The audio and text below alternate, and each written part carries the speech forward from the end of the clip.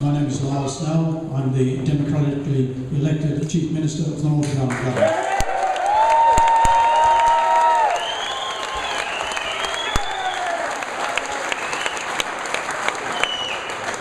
Minister, I want to thank you at this time for travelling to Norfolk Island to meet with us. That's most important.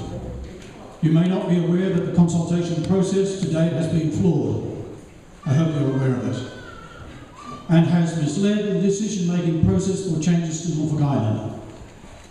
We have a number of questions and evidence for you to consider and respond to. Our first question is, are you aware the Australian Parliament, and indeed Minister, the Australian people and the Norfolk Island people, has been systematically misled that the community supports the abolition of self-government and the community supports the proposed new governance arrangements?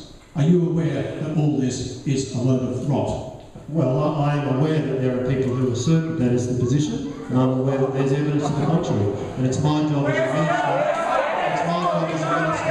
minister, to make an assessment and determine a policy direction that the Australian government is going to pursue, and that's what I've done. Minister, the question is, you've been misled. The Australian Parliament has been misled. The people of Australia has been misled. Let me just read to you one of the leading statements. Minister Briggs said, when he was Minister, older Australians will be able to access the age pension. That is a misleading fact. Under the proposal by the Commonwealth, some older Australians here on Norfolk Island may not receive the age pension. The Commonwealth fact sheet, Norfolk Island reforms, information for individual states, age pension. The Commonwealth age pension will replace the Norfolk Island age benefit from 1st July 2016. The Commonwealth age pension has different eligibility rules and payment rates. Some recipients of the Norfolk Island age pension may not meet eligibility requirements of the Commonwealth age pension. However, recipients may be eligible for maternity payments in the Commonwealth Social Security system. How are we going to counteract those issues, Minister? Well, you're absolutely right that there will be some people who, for example, as I understand the specific issue, eligibility at 65 for the Commonwealth age pension, eligibility at 60 for the Norfolk age pension. There may be people within that age gap who are eligible for a Norfolk pension but not a Commonwealth one, but of course there is also the availability of New Start allowance and indeed disability support package. So my point is, there is an overall framework of social security arrangements available to Australians everywhere from 1 July, also available to Australians on Norfolk Island. Minister, you mentioned the New Start allowance. Well, surely you must be kidding. A New Start allowance for somebody age of 60 in an environment where jobs are scarce. How are they going to survive?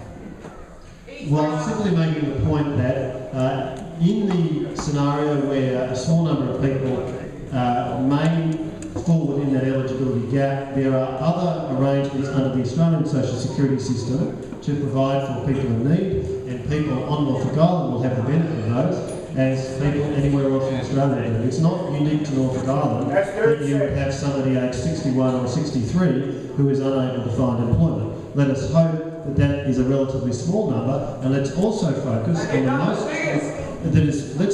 the most important thing, which is policies to stimulate the economy so that there are as many jobs as possible. And that again is an important part of this set of reforms. Driving growth, driving economic opportunity for Norfolk so that we can boost employment. Minister, the Norfolk Island Government agreed to reform policies providing that there would be a net benefit to this community. We have not seen that net benefit. We've seen Norfolk Islanders lose their jobs. We've seen intimidation. We've seen falsehoods. We've seen lies. We've seen everything that would have brought down the government.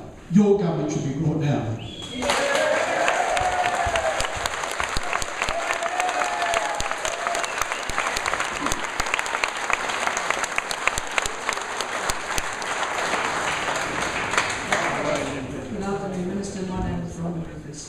I was wondering if you'd be able to comment on the following statement.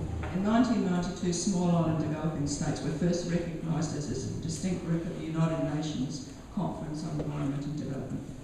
SIDS have unique characteristics that make addressing the issue more complex. These characteristics include geographical isolation, a narrow resource base and a small domestic market, a proportionally large reliance on the public sector with more limited opportunities for the private sector. We have high transport, energy and infrastructure costs, limited natural human resources, and we will always be vulnerable to climate change and natural disasters.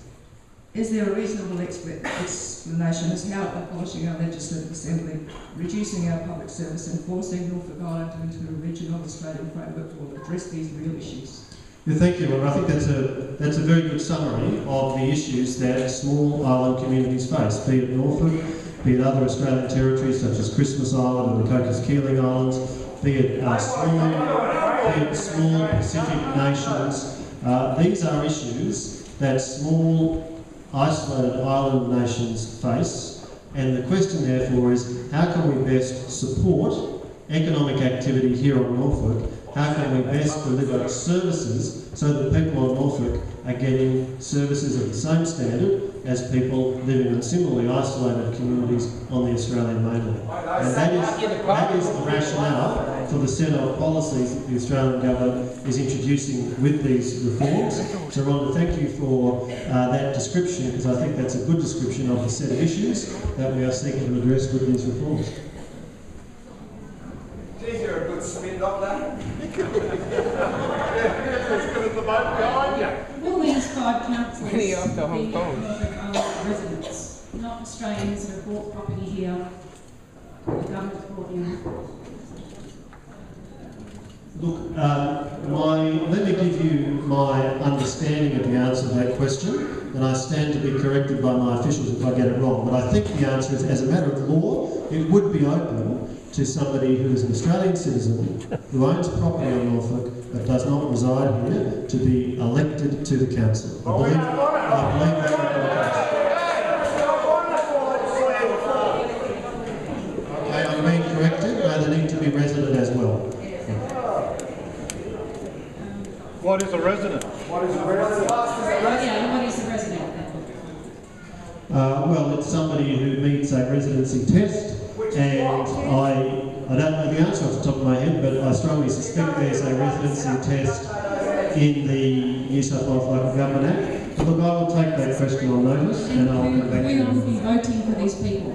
All of us? Well, the people who will vote for the councillors on the Norfolk Island Regional Council are people who meet the test of being Australian citizens who reside on Norfolk Island or who own property or business on Norfolk Island. And if all this is happening in May, don't you think you need to get the process started? We are getting the process started, and that indeed is why we made that announcement yesterday, and why we've announced May the 26th as the date for the election. 28th, May 28th. One more. Why is our radio station being censored?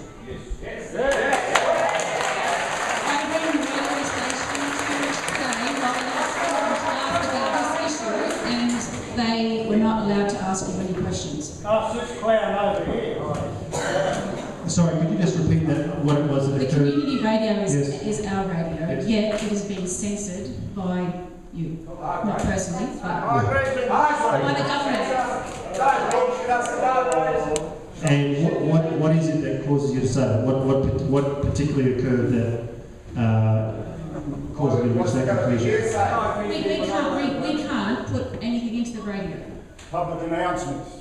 Okay, so there are things that you want to have announced on the radio. Well, no, I rang today to the station to ask the radio interviewer to ask you the question I'm asking you Oh, now. I see. Right. And Well, I they think, weren't allowed to ask you any other well, I don't questions. think it was that. I think it was just a question that there was a limited amount of time. But in any event, what we will do, having heard that question, and there's a couple of details that I was shaky on, we will get the right answer, and then we'll post that on my website. And when the Minister, or Gary Hargraves, is on the radio, why can't people ring in and ask questions? Why can't we have talk radio on Talk Norfolk about Island? radio. Well, Gary knows it. Or Gary. I think that's a good suggestion. Let's put it to the management of the radio station. Hi, Minister. I'm Troy Irvine. Just to go on with what Heidi said, she was actually referring to, we've had a flag raising today for the UNIP office. And the ad is actually, the notice was actually pulled from the radio yesterday by Peter Geslin. and said that he wasn't actually allowed to put that notice on or in future, and that everything has to go through him before it can actually be put on the radio. Do you think that's a fair? Do you consider that to be censorship? Well, look, I'm not familiar with the factual circumstances. I'm happy to make inquiries and see what happened. But, You're the boss. I'm not going to comment on a set of facts that I'm not aware of. As a general principle, let me make it clear, as a general principle, I am a strong supporter of a free press and of radio stations.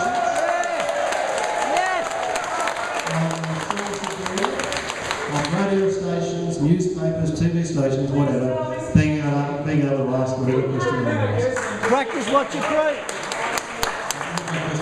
Please. Minister, the Australian Parliament was told that the Norfolk Island community had been fully consulted on the reform process, and in fact that equated to an act of self-determination.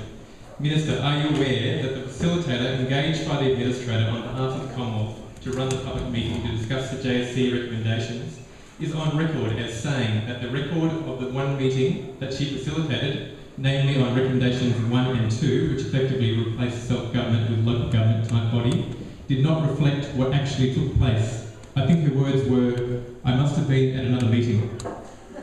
Needless to say, she did not return to facilitate the subsequent meetings. Minister, what does this community have to do to help you understand once and for all that we do not agree with the removal of self-government, and we have not said we want a regional council? The Australian government and the Australian Parliament, Minister, have been misled.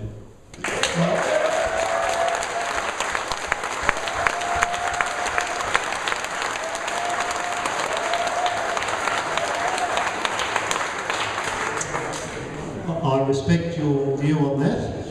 There has been significant consultation. There continues to be consultation. Ultimately, it falls to the government of the day, having consulted, to make a decision about the going forward. And that is what we have done. We have consulted, we have listened, and having done that, we have made a decision about the directions that we are pursuing. Minister, do you believe the majority of the Norfolk Island people support the Commonwealth actions, including the abolition of self-government? I do believe that there is substantial support in the Norfolk Island community for the preferred direction. Can we just have a show of hands who doesn't support the abolition of self-government?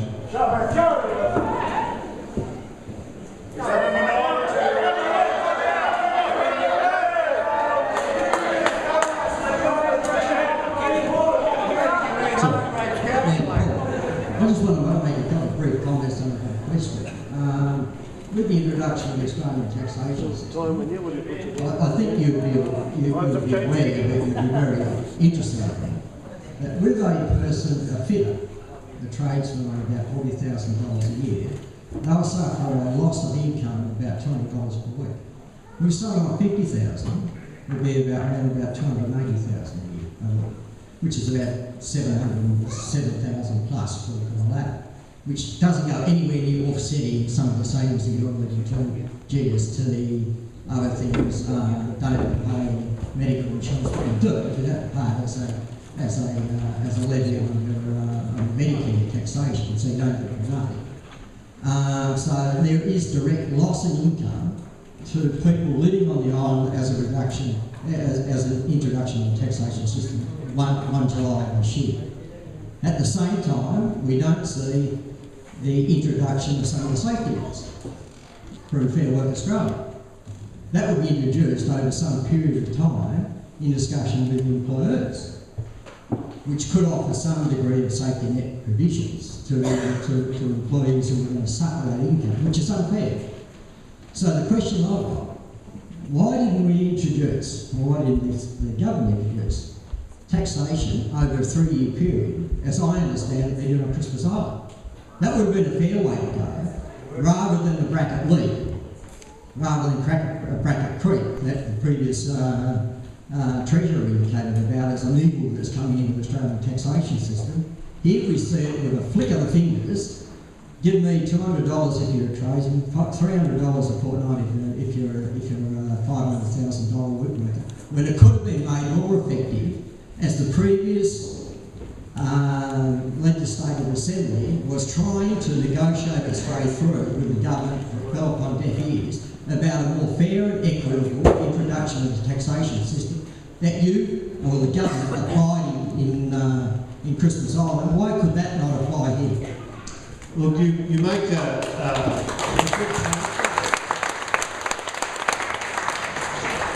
you make a good point, which is that nobody likes to pay tax. None of us like to pay tax. That's human nature. And what we are doing is moving from a system where people on Norfolk Island are exposed to the customs duties and to the island's GST. Repetition. Coming under the Australian taxation system. The analysis is pretty clear. The majority of people will be better off as a result. Can I promise that everybody will be better off? No. In any transition, the effect on individuals will depend upon their circumstances. But the majority of people will be better off, and the aggregate effect on the Norfolk Island economy will be positive.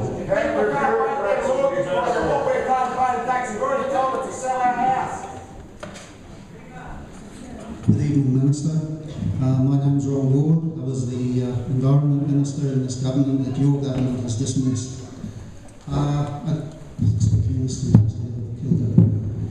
Minister, I emailed you back in October last year about an issue of land rates introduction into this island. There have been behind correspondence from you. No, he's actually done very well, Elmer. He's actually replied to me in December, so I did get a reply, so that was good. I'd rather give him up on it, but I did get a reply and I will acknowledge that. Minister, in that my response to your reply, I indicated to you that the issue was a lot broader than the elements that you referred to.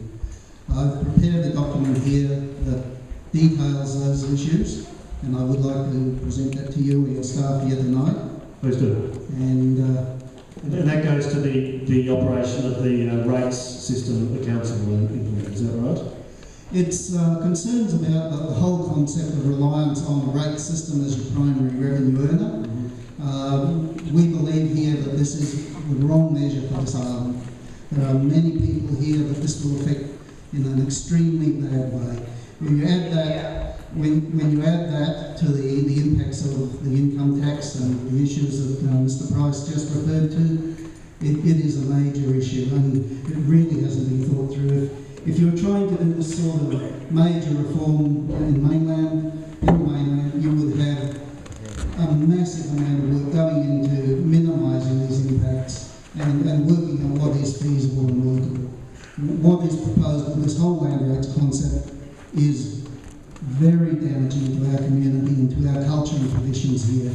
And I've got the details of that in the paperwork here for you. Well, I'll certainly be happy to have a look at it, so by all means, if you can give me a copy of that, and we'll have a look at that and be interested to see your analysis. And Minister, you've referred here tonight to consultation, and this, you've heard the tenor of the meeting here tonight. The consultation process right back to 2011 has been absolutely abysmal. If you were to sit down in an international meeting with Barack Obama and whoever else, and they consulted with you and said, right, this is what Australia's going to do, you wouldn't call that consultation, and we don't either.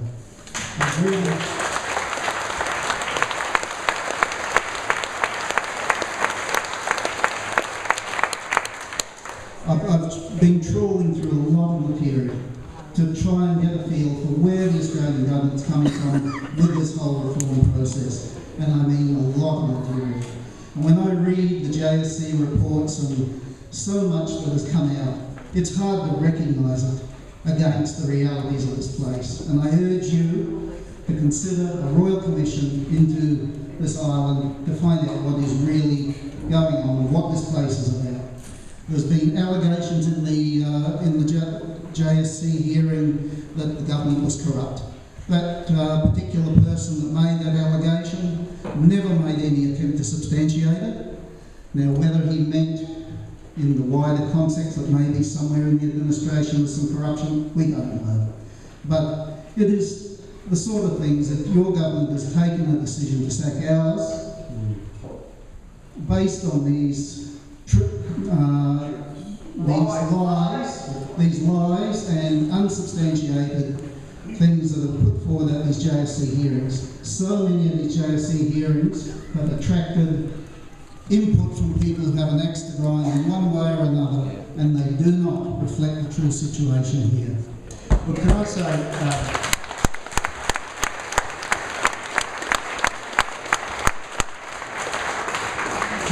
I understand the strength of feeling, and one of the reasons that I'm here is that I get the chance to gauge for myself the body of feeling and the issues that people And what raise. did you gauge so far, sir? Oh, we're the minority. Did you go to the same school as Gary Hargraves because he can't count either?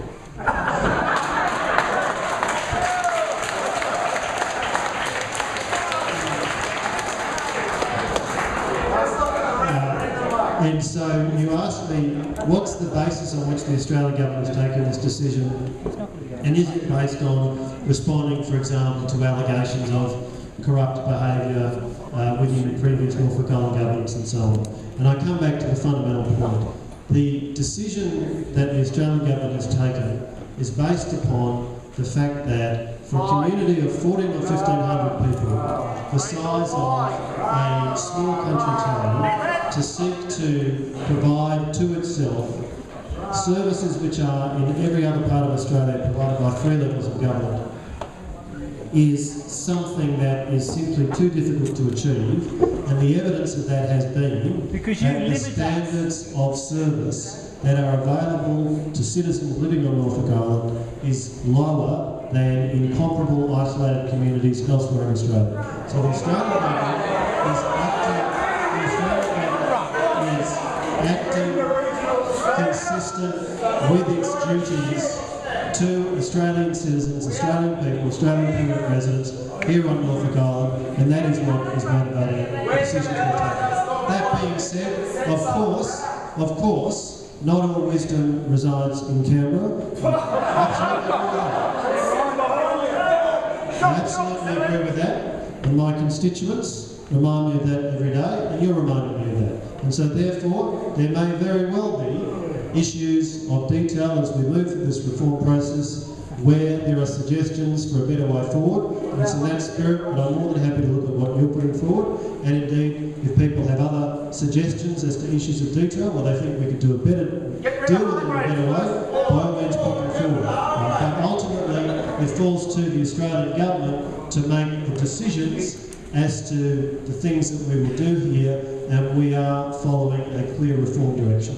Minister, one of the points I've raised in these papers is asking you to extensively examine alternative revenue possibilities for this island. And would you be able to commit to doing that, undertaking that process, rather than just sticking to the pattern that the Department of Infrastructure has stuck to right from the beginning? They've basically come out with the recommendations of the ASIC Tasman report, and they have stuck to that. You could have used that as a predictor of everything that has unfolded along the way here. That is one flawed report, and really we need to get this thing right. If you want reform and you want people to embrace the reform, hear what the island has to say to you and address these issues. But I would say the basic...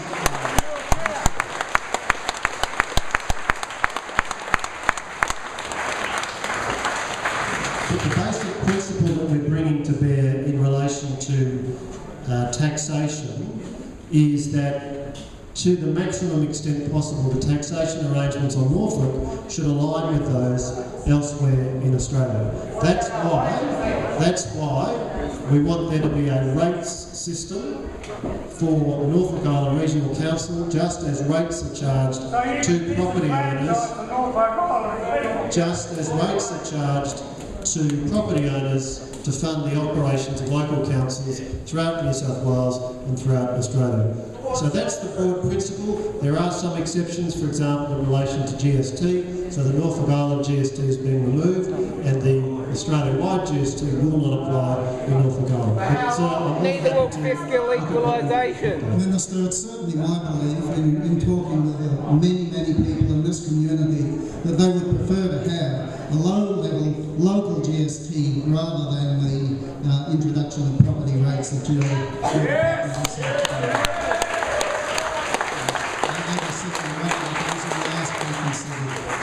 Right. Thank you for your views, and I look forward to reading that submission. Who is next? Yeah, I bet. My name is Rail. I represent the Accommodation and Tourism Association of Norfolk Island. I just have a comment before I get into my question, just based on his reference to the Axel Tasman report. One of the recommendations in the Axel Tasman report was that income tax does not get introduced for a period of at least 5 years, and then only in the event that the economy is growing at that stage. So I would suggest perhaps look at that as well, instead of cherry picking the reports that you, and the parts of the reports that you'd like to pick. Yes. Okay. Now, it's unfortunate that you chose not to meet with the Accommodation Association here or with the Chamber, because we have lots of concerns that have been raised with the Department of Infrastructure for a period of at least 6 months, none of which have been resolved. One of which is tourism funding. Now, tourism funding, as you probably know, is a typical state type of function. Since the Commonwealth announced that it was taking over state type functions, is the Commonwealth prepared to fund offshore tourism funding for Norfolk Island? Yes or no? Well, the arrangement is that the specific Tourist Bureau has now come to an end, but that function has been folded into the Norfolk Island Regional Council. Expenditure levels, as I understand it, have been maintained, and it is certainly important that there is tourism promotion activity, and I see that as an important ongoing responsibility for the Norfolk Island Regional Council. You're not addressing the question. The question is, where is the funding going to come from if we have municipal rates, which we've just spoken about? Perhaps the municipal rates will raise $1 million in revenue. The current budget for tourism promotion of Norfolk Island is $1.32 billion. Okay, it needs to be double that to grow this economy.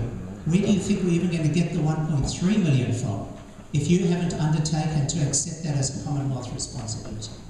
Well, look, if you're asking me, will I commit now to a sum of Commonwealth dollars to fund tourism promotion? No, I'm not going to do that. What I do support is continued promotion of tourism. That's very important. There's a consultant who's been retained now to advise on, who's an expert on destination tourism, who's been retained to advise on the overall strategy for Norfolk.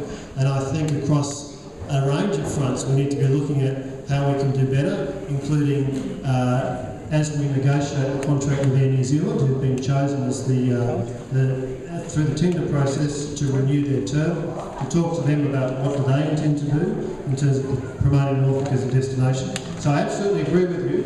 We need to do collectively a better job of promoting Norfolk Island. Am I going to commit to more Commonwealth dollars for that here and now? No, I'm not. But I agree that that is an important objective. Okay, that was one of the recommendations from the Advisory Council number 15, that the Commonwealth undertakes to fund tourism, offshore tourism promotion. Because without it, we're dead in the water. That is our own industry right now. Okay, the second point that I want to make is regarding the burden on local businesses with income tax, superannuation, and the other compliance costs, federal employment law, which we still don't know if it's going to come in or not, the municipal tax regime, we don't know how that's going to impact businesses. What I'd like you to tell everybody here is where can we go and give us a pointer on where we can look at some econometric modelling so that we know what the impact is on businesses. You've spoken about the impact on the community, getting social security, etc. Great. Where's the impact on the businesses? Yeah, and I agree that's a very important point, because ultimately if there is to be a boost in economic activity, that will depend in part on the level of activity from businesses and the conditions in which businesses are operating. So that thinking and that priority has affected a considerable amount of our thinking about the implementation of policies. There isn't any modelling. Where is the modelling? So, for example, in relation to superannuation, Businesses in the rest of Australia pay 9.5% as a superannuation levy. Now, clearly, to introduce that overnight would be a big hit on businesses here in Norfolk. So what we've said is there's going to be a 1% in the first year, it'll step up year by year, and it won't be, I think, until about 2025 that we reach the same level of superannuation guarantee contribution in Norfolk as in mainland Australia. Another issue is when will Australian corporations law be introduced? Now that's important amongst other things, so that, for example, when it comes to finance, getting finance from banks, the banks know that businesses are regulated under the Australian corporations law. Now, we are working through when that will occur. It looks likely that won't be 1 July 2016, but some subsequent date, but that's a very important part of the transition process. We're also working through, as you rightly ask, what will be the process to apply the provisions of the Fair Work Act, which is the Commonwealth legislation, which sets out, for example, the need to comply with awards and so on, and what the rates of pay are under those. So I don't have an answer for you on that now because we're working that through with the Commonwealth Minister for Employment, but we will be providing information on that as the arrangements firm up, and we are acutely conscious that those transition arrangements are really critical to businesses as you navigate through this period, so that you are not in a position where you are hit with massive additional imposts in a sudden one-time change on the 1st of July, because the economic effect of that could undermine all the good work of the rest of the Politician answer. Thank you for that. We're 5 months away and we don't know federal employment law will apply to Norfolk Island. How do you think businesses plan for the future? Let me be clear, federal employment law will apply to Norfolk Island. The legislation will come in. The question will be the implementation timeframe, and what we envisage doing is that there will be key provisions which, rather than applying from 1 July, will be phased in over a period of time. So that's precisely the sort of detail that I'm keen to get feedback on and to consult on as we crystallise those arrangements. Thank you for your answer. And at least you recognise that certain aspects need to be phased in. It's a pity you don't apply that to income tax as well. Thank you.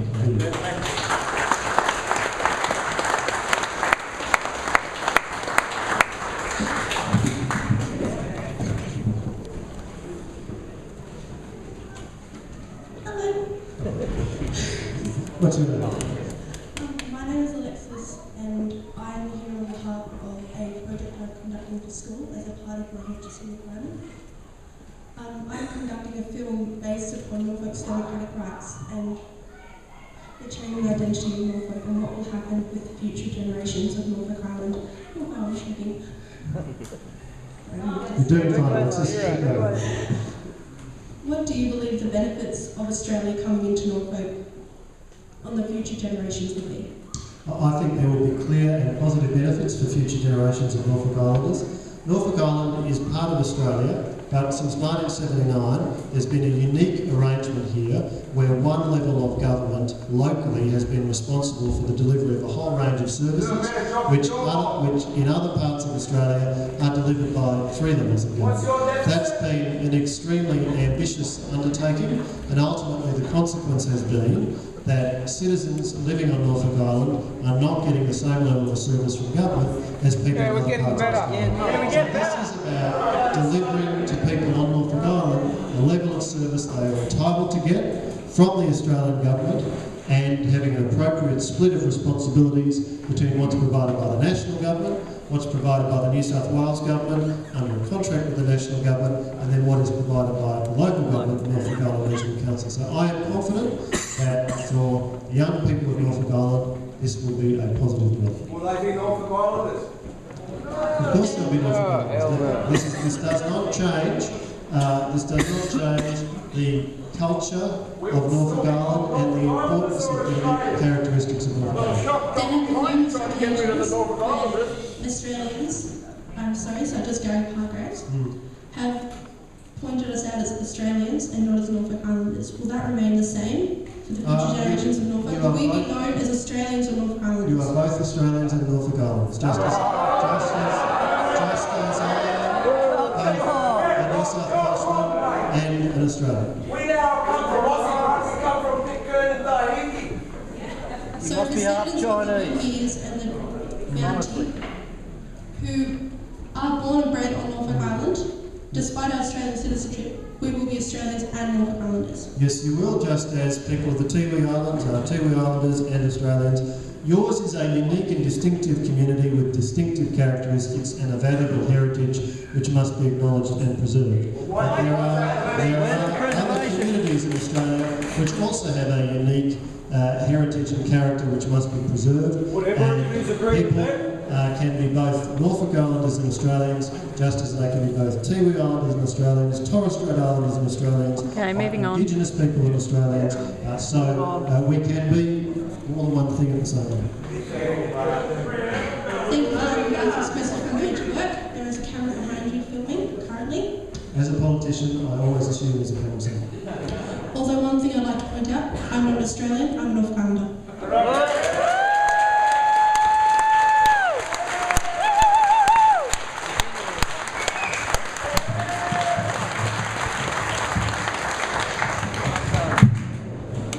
Good evening, Mr. Fletcher. Thanks for coming to Norfolk. As you, Mr. Briggs came over, but he didn't give us the time to have a public meeting. My name's John McCoy. I'm a 7th generation Norfolk Islander and proud to be one. My ancestors have been on Norfolk and right through my family since their arrival in 1856. On Australia Day, I heard Australians saying, "What is the Australian dream?" And most of them said it's to own a home. That's about it. The Norfolk Island dream is to own a home, but also to be able to pass the inherited land that we have inherited on to the next generation.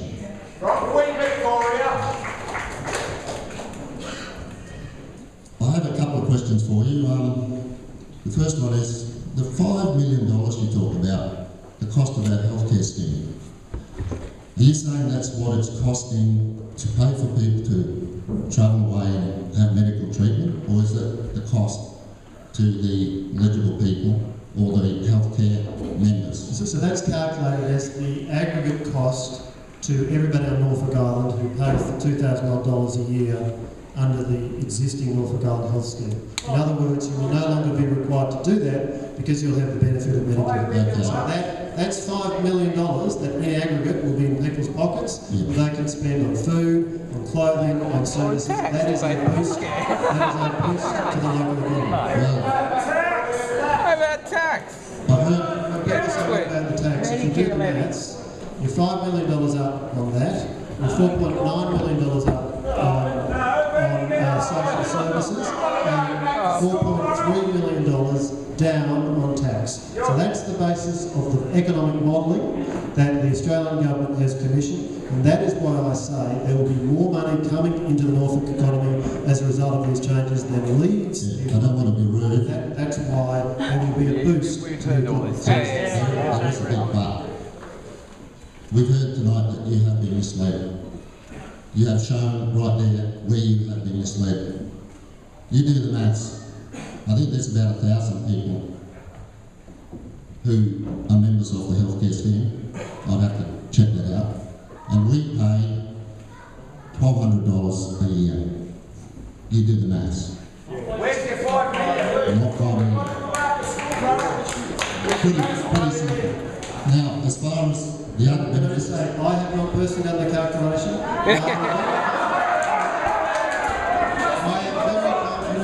I am very confident that the economic consultants who did do the calculation got the modelling right. But if anybody wants to see me, the evidence it's my job as a Commonwealth Minister to rely upon reliable advice from credible sources, and that's what I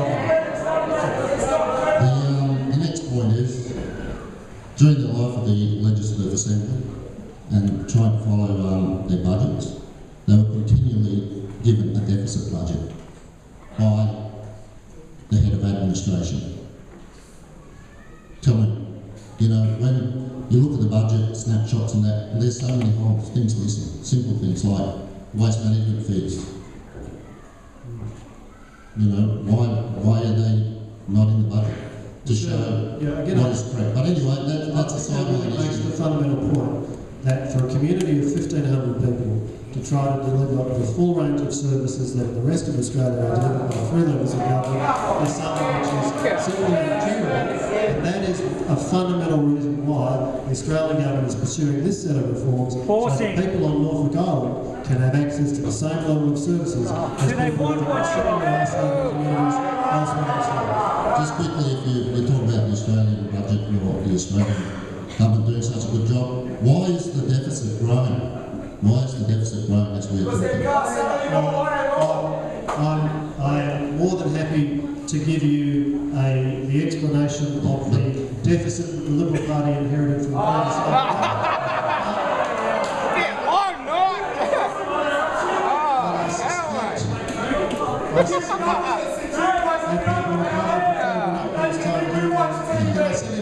You're absolutely right. The deficit is something you want to get under control as quickly as possible. That is what we're seeking to do at the federal level, and equally that's what we want to do here at the Royal. Yeah, sorry, I've swayed off the track a little bit. Now, you've also said about the benefits of no Australian GST, getting rid of the Norfolk Island GST, getting rid of customs duty, but a lot of our goods come from New Zealand, so we will still be paying their GST. So that wipes out a lot of the benefits we'll get. Also, when and I'm not afraid to let people know, I earn in excess of $40,000 a year. I work for that money, and I also have a mortgage. 30% of my wage each week goes into my mortgage because then hopefully we'll be able to either purchase more land on Norfolk, which I would rather when the land price come down, but a lot of other people say no, because then I can have more land to pass on to my children, who can then do the same thing. But when you introduce your 30% tax on me, how am I going to continue to pay my mortgage? You will say, well, prices will go up on the island. A lot of people think, yes, the builders, the plumbers, the electricians, everyone's wages will increase. But we have a pie of 25,000 tourists. Now, unless that pie grows before the 1st of July, I may lose my home. How do you feel about that?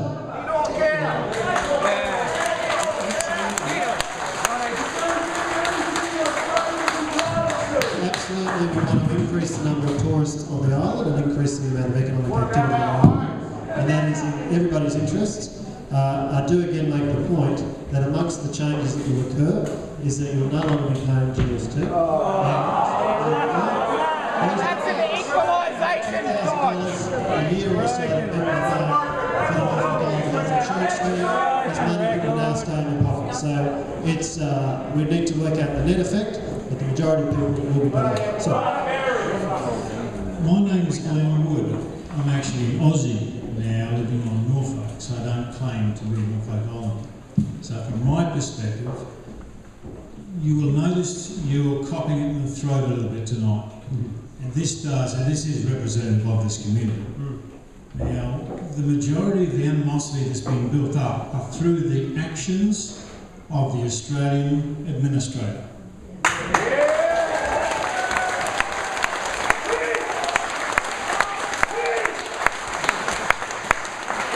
You may laugh and you may consider it funny, Gary, but you're the one who delayed an infrastructure project by 16 months for this community, which could have been the financial boost to start a recovery.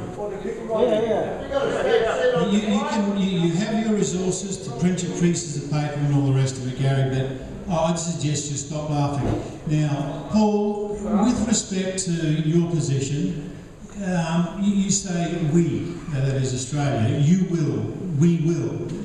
Your reform process, it's not going very well here at all.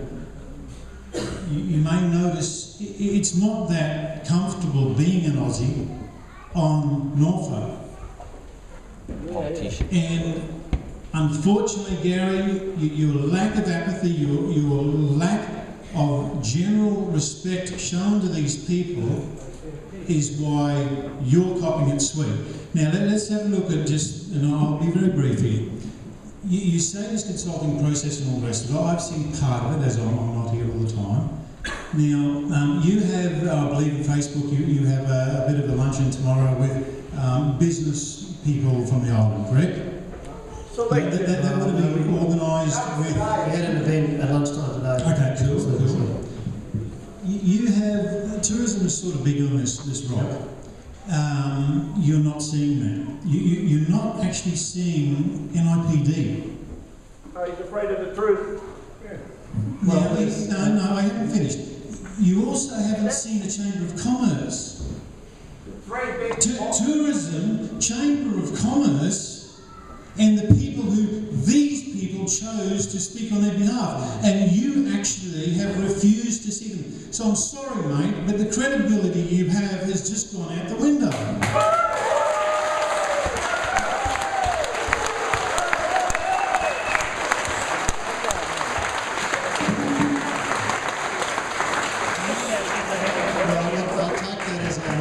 I'll take that as a comment rather than a question requiring a response. Can I just say, Gary Hargrove has my full support. I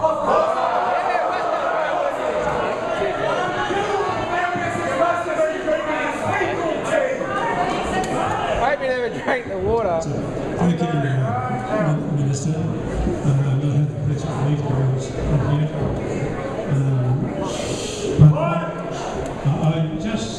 I've been listening to everyone, getting all these questions and getting answers from them. Their answers of which we have heard all before on a number of occasions. The questions have always been the same. What I would like to say is I'd like to be very simple tonight, and I'd like to talk about the taxation situation. I'll talk about benefits there and everyone else. But when we talk about taxation, we are basically talking about the Australian Tax Act in total. Okay? Now, there was many things in that act, and I've been through it a couple of times, just because I don't have a good memory.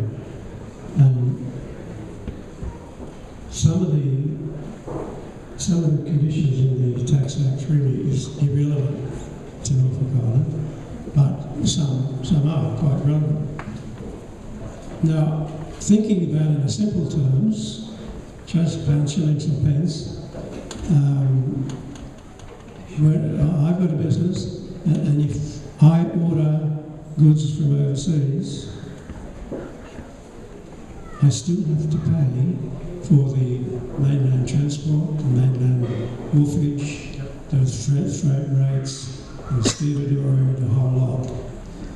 When it gets here, we've got another, approximately, I'd say, 30% of port dues and nitrate dues, depending on what the product is. And in my way of thinking, when a businessman has to earn enough to pay his tax by getting extra profit from his sales, and he has to pay extra funding so that his employees can pay their extra 31% tax.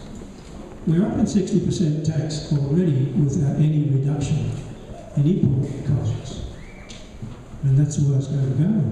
The hotels are going to be suffering because... So, I think your question, sir, is that your concern is that the introduction in Australia of the application of income tax, capital gains tax and so on will leave taxpayers worse off than they were before the current arrangements. I understand that perspective. Respectfully, I don't think it's right, and the majority of people will be better off. I can give you the figures that prove it. Well, by all means, send them through to me, but the modelling that we've done suggests that the majority of people will be better off. But modelling you paid I respect your views on that, sir, and clearly what we want to do is transition to a system which stimulates growth and economic opportunity on Norfolk, and therefore creates more employment and more opportunity for everyone. I think also what I am getting at, and I'm probably not making myself too clear, is the fact that Australian rates of taxation will not give the island any earnings, any more than it's earning at present, simply because of the Tax Act. And we have to raise our salaries to our employees so they can pay their 30%. Well, we have to have earnings on our retail so we can earn. There'll be a combination of effects. So that yes, people will be paying income tax. Bear in mind that the tax-free threshold is $18,000, so that also the first $8,000 you pay zero tax on. Then the lowest income tax bracket cuts in after that. There won't be GST, there won't be festival sitting so on. Look, I'm very happy to look at your numbers and give you a response on those. Can I just do a process check in terms of time, because we said we'd finish at I haven't quite finished if you don't. I'm going to suggest we might take 3 more questions. Do you want to put me off or So why don't you have one more brief question? Thank you very much. And then we'll do 3 more questions, and then I think draw proceedings to. No, I just want to explain mine and maybe some other people in the community's disappointment in the way the island's being worked ahead, or the position of the people together with the administration and or the administrator's office, if you like to put it that way. Now, I was invited to go to Sydney to a formal luncheon in Parliament House in Sydney to meet the governor, state governor. I went there. I gave the state governor a flag and some things on the island and those sorts of things, and he said, "Thanks very much for coming and seeing me soon." And I said, "Well, you must listen. This is on the 24th of September. You must listen to the Channel 7 broadcast tonight on Norfolk Island." Well, we did. And I can tell you, there was no more person embarrassed than me, the governor, and all the people that were there, because I was raving about Norfolk Island and how good it is, and that Norfolk Island would be on the Channel 7 news special program on that evening. Well, they did come on, but the star was our dear administrator.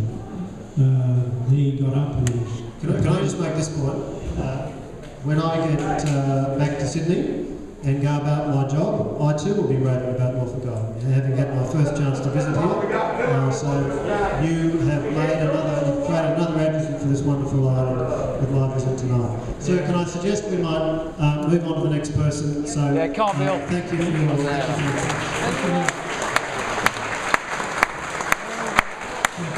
for your time, and I have to apologise to Gary, but I was quite disappointed that evening when he said the people hate him and the people are feeding him poo.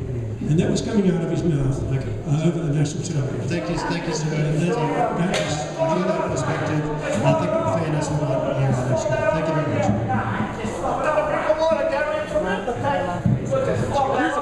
Minister Fletcher, firstly I do appreciate that you've made the effort to come here, to look at the island, to understand that the infrastructure that you see, the legislation that drove it, has been coordinated and funded by our taxes.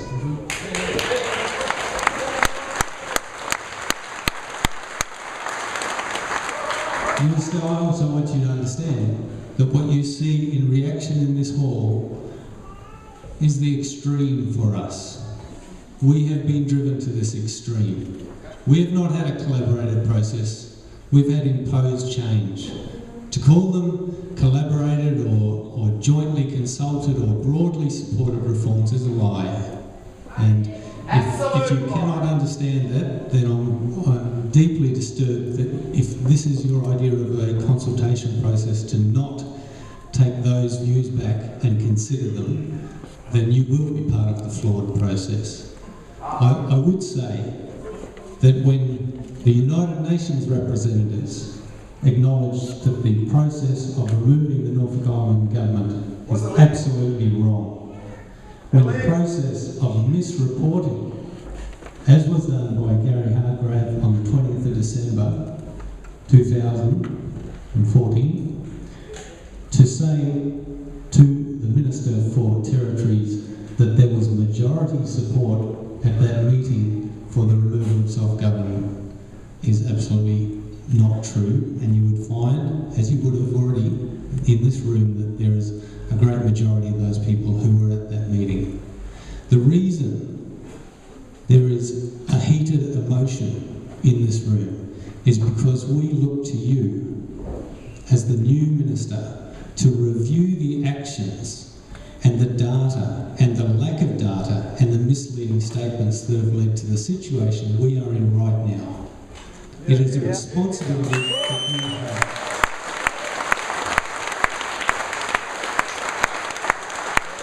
Minister, I dare say in your own electorate, if a group that was representative of a majority of your electorate asked to have discussion with you, you would.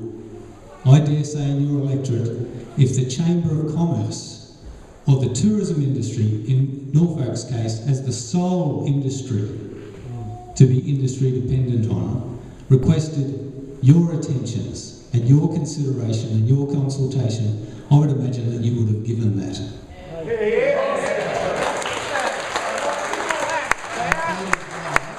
That is why, as the Commonwealth Minister with responsibility for Norfolk Island, that is why I am here at this meeting. The only challenge I have to that, Minister, is that there have been a number of times where you've had outright, clear information that the Parliament has been misled, that the former Minister responsible for Norfolk Island has been part of that misleading process, that the Administrator has not been a positive part of the communication process. Norfolk Island, I can tell you, Norfolk Island is the most respectful place. We have been driven into the ground by a perpetual process of misleading statements being made to national radio in Australia that were lies. Misleading statements or complete lack of information that was provided to the Senate or the House of Representatives. Minister, I challenge you on this. If more than half of your electorate wrote a petition to you, if more than half of your electorate wrote a petition to the House of Reps, if more than half of your electorate wrote a petition to the Senate, if about half of your electorate wrote to the Governor-General, would you pay attention or would you just ignore it, as has been the case to now?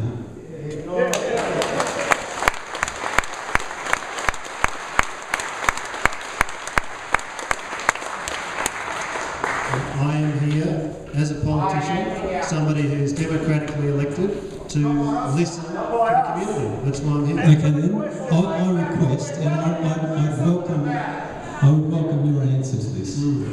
How will you review those processes when this community has attempted every democratically available or officially available through the referendum, through the petition system, through independent review requests, through even the Administrator, and we have not been given that natural justice? What commitment will you give to the community and the people in the hall tonight that you will review and report on that and involve a proper inquiry that involves the people who have been impacted? Look, it's my job as Minister to implement a set of reforms for Norfolk Island. That's what I'm here to do. Okay, so just let's just cut through that. The answer is no, you're not going to review it. So if you'll just let me finish. If people put to me facts and evidence which shows that there are decisions that the Commonwealth has made which are based on factually incorrect information, of course I'll have a look at them. But fundamentally, I am here to deliver a set of reforms which will make people on Norfolk Island able to receive the same level of services as Australian citizens anywhere else in the country, in a civilised community. I have one last question for you, Minister, and Ray Bondi, who is the member for the Accommodation Tourism Association, certainly covered a fair component of it, and I would imagine that the Chamber of Commerce would have dearly loved to have heard some responses to this as well. At no stage, when we have continually requested the financial modelling and the econometric model for what Norfolk will have as an outcome after 1st of July this year, has there been detailed information that has assisted any family, any small business owner, any tourism operator, any retail or private sector operator at all? There is no information that tells me, as a private sector operator, what the additional compliance costs are, what the additional regulatory arrangements are going to be, the tax implication on my business. Now you, not personally, but as a continuation of what has been happening with these imposed and coerced changes, are part of the responsibility for the fact that we have had numerous people leave Norfolk Island because there was no stability given by no modelling. There is no future for plenty of people in investing in their business because there is no factual data. And in fact, the factual data that was relied upon at one stage by our elders was then backdated. If what you're putting to me is that people are leaving Norfolk Island because there's no financial modelling available, I frankly find that very hard to believe. What I think is happening... I think you need a reality check, Minister. What I think is happening is that people are leaving Norfolk Island because the economy is not what it should be. And so a priority for the Commonwealth Government in these reforms is to support the community, to get growth and to get the economy moving. Minister, just in parting, we have the Australian Small Islands Forum, which is now expanding beyond the Australian Small Islands Forum here in February. I host that forum. I've worked with that forum since 2012, and I can tell you unequivocally that none of the islands are financially sustainable. Yet Norfolk Island is the only one that the Australian government has stripped out its governance and has comprehensively removed stability and social structure and cultural sensitivity. And I think the Australian government should hang its head in shame.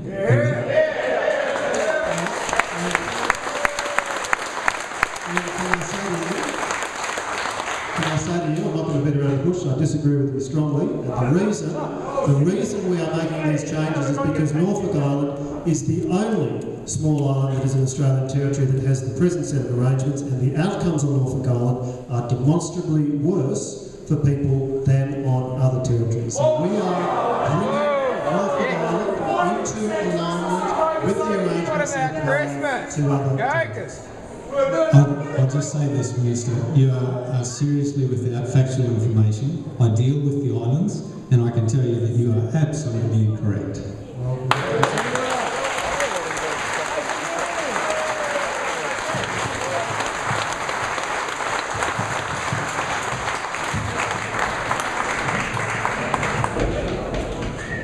Good evening, Minister.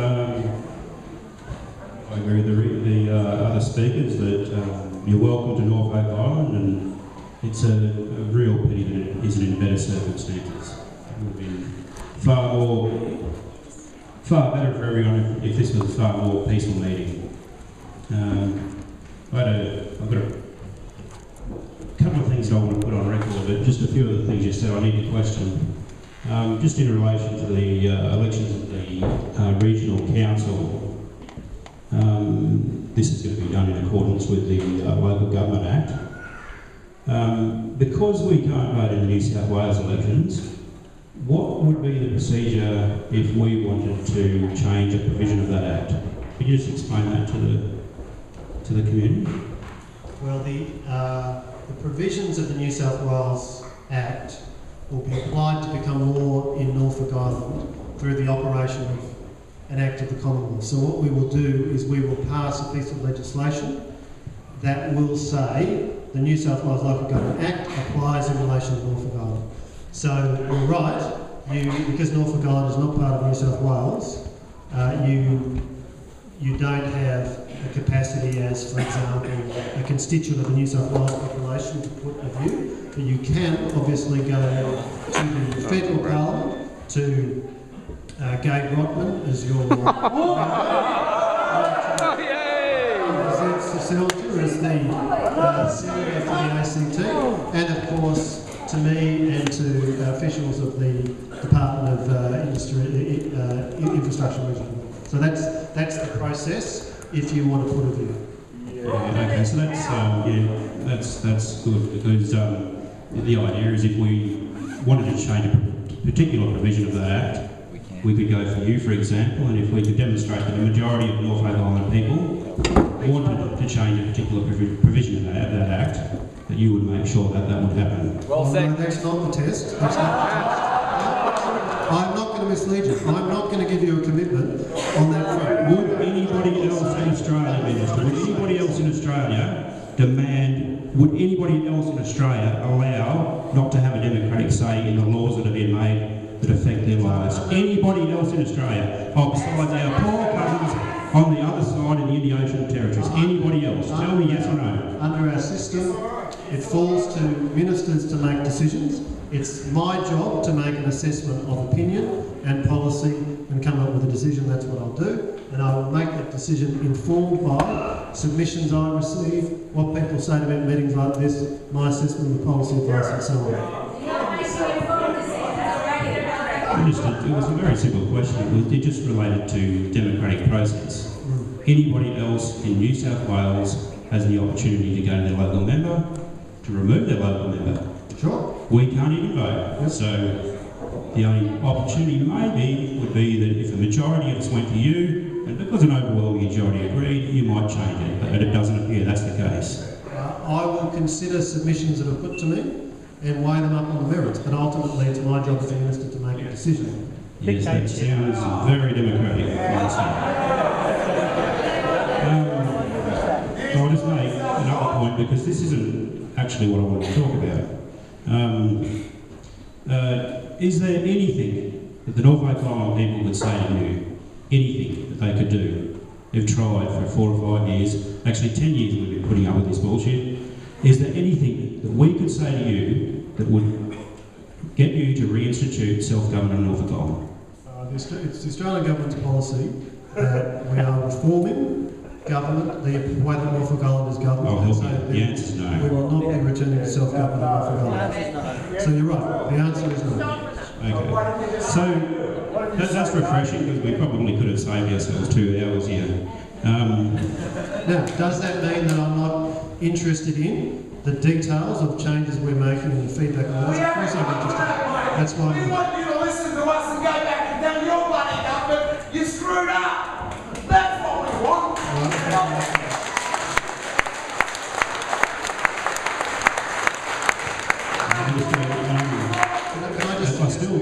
I think we've got time for one more question. Mr. Minister, with all due respect, you refused a direct meeting. Sorry, I'm the President of the Norfolk Island Democracy. You refused to meet with us, and you said this was our opportunity. It is. Yep. Please extend this courtesy. Just in relation to this, I still haven't got to what I actually wanted to talk about, Minister. In relation to a question that was asked by Mary before, in relation to Norfolk Island being a non-self-governing territory and our eligibility to be listed as a non-self-governing territory with the United Nations. You referred to the Attorney General Department's advice that Norfolk Island was a territory, and that was the particular reason that prevented Norfolk Island being listed.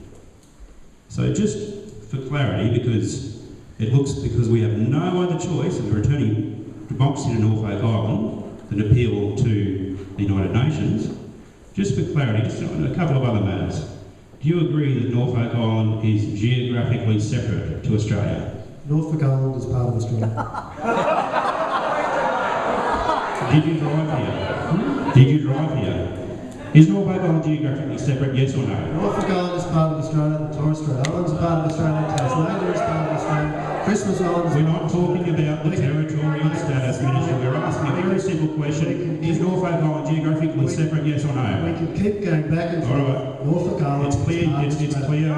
It's clear that what you are trying to do here is systematically deny us our human rights and our rights at international law. I'll just ask you one other question. Do you agree that the Norfolk Island people are ethnically and or culturally distinct from Australians? Yes or no? There's clearly a unique heritage that Norfolk Island has.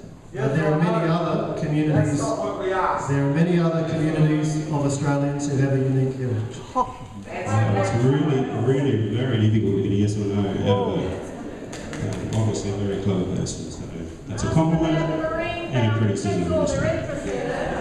Any chance of a yes or no answer on that? Well, I'm not going to add to my previous answer that clearly Norfolk Island has a unique heritage. There are plenty of other communities within Australia that have a unique heritage. The only reason you could give that such a needs to be respected, but it an doesn't change incredible the fact answer to a yes or no answer is if you were deliberately advised by the Attorney General's Department to refuse to answer those specific questions. That's a denial of our human rights.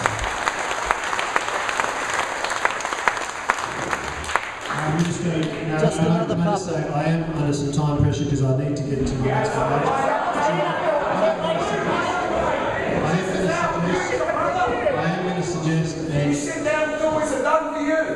am going to suggest that we give one last person the opportunity to ask a question before we finish the question.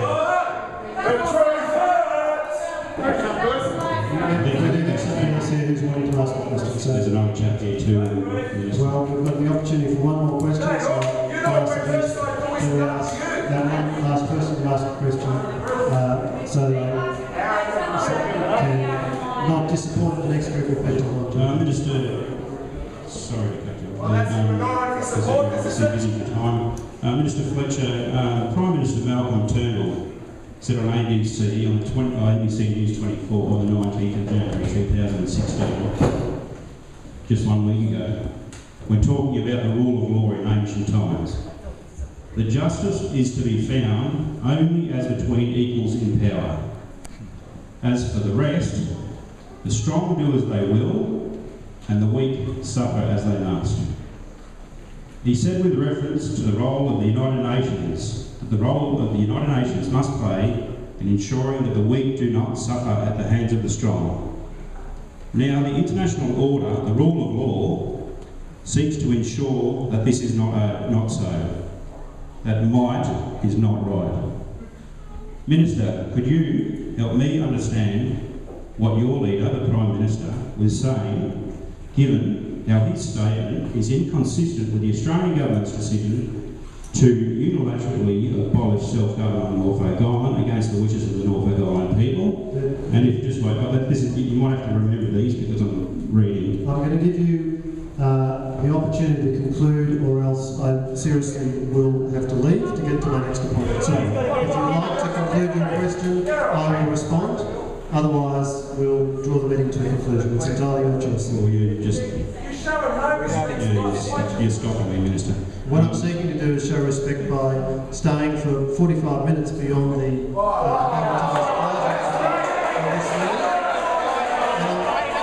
I'm doing that because it's important to hear your perspectives. But sir, you have had a good opportunity. Let me respond to your question.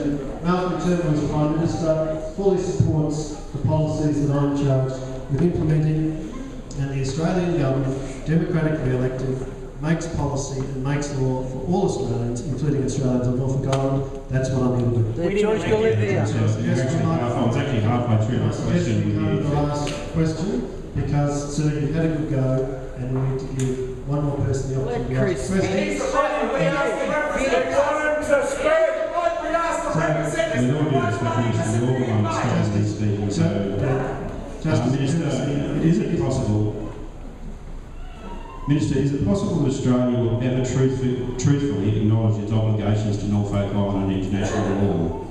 That it will ensure these obligations are met by inscribing Norfolk Island on the United Nations list of non-self-governing territories? Yep. And finally, will agree to work with the people of Norfolk Island to ensure that us pursuing our rights, we aren't forced to place Australia's claimed credibility as an advocate of a rules-based global order and risk. I've got one more paragraph, please allow me to say it, if necessary. And finally, Minister, I thank you for agreeing to meet with the NIPD in Canberra.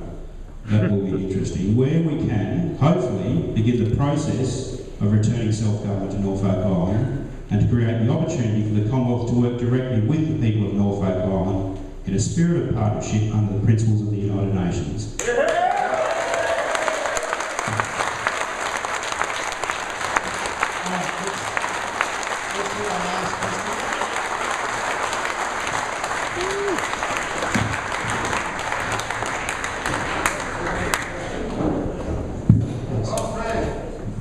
One of the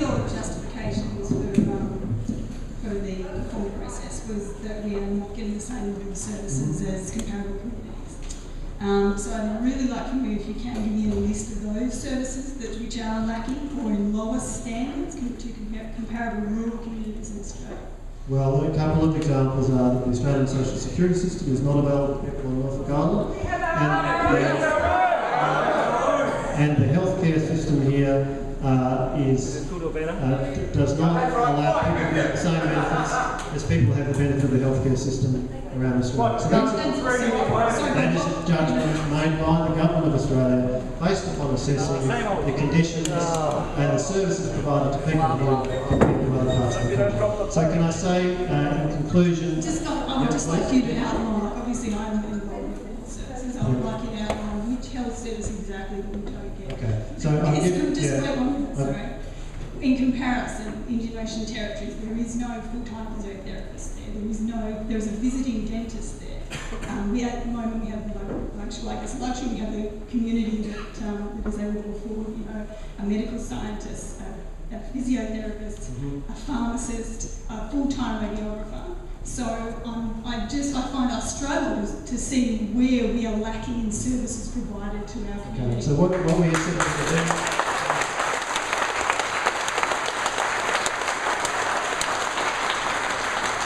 what we're going to do is shift the operation of the Norfolk Island Hospital to become a multi-purpose service, which will provide general practitioners, there'll be acute care, medical care, and there'll be aged care, and that's the same approach as is taken to the provision of care in other isolated communities.